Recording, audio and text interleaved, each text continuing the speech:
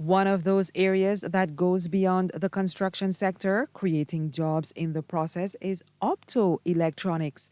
And Executive Director of the TVET Council Barbados, Henderson Eastmond, says a new global training center is to be opened in a matter of weeks.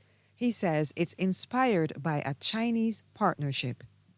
We've partnered with, TVET Council has partnered with one of our world skills partners, VCOM China.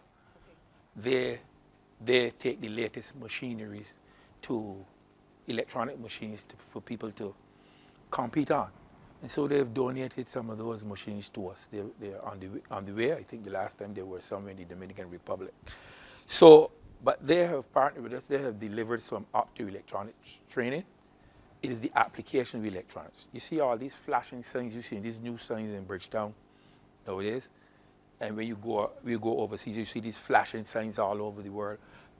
That is the application of electronics. So they have trained a batch of them already. I think we have trained about 50, and about half of those have been deemed competent, but we're going to go back for the other half. And we're now moving on to in August this year, September, we're moving on to the intermediate training. We're going to have, when the machines come, we're going to have training. That training center is expected to be open in Global Training Center in August, which is next month. Minister of Training and Tertiary Education, Sandra Husbands, highlighted the need for construction workers. 5,000.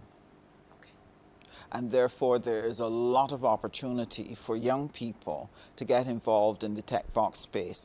She says filling the construction shortage through the Barbados Construction Gateway Training Initiative is among the opportunities for young people. The issue of the climate crisis means that we have to change everything we're doing, how we produce everything from water bottles to how we make furniture to how we do our air conditioning. So there's going to be a lot of relearning. People have to be reskilled, learn the new technologies, new ways of doing things so that we are climate smart in everything that we do. And again, this is going to call for us being able to engage in the TechVox space. And that is why it's an exciting area for Barbados to be able to position its young people to be a part of what is going to be the global smart place to work in, because that's where the new jobs are going to be coming. Some of the other areas that present opportunities for jobs and training include electric vehicle or EV mechanics.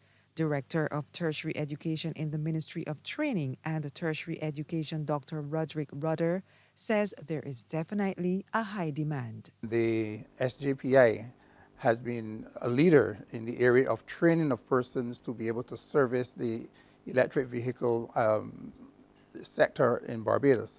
Stacey Russell, CBC News.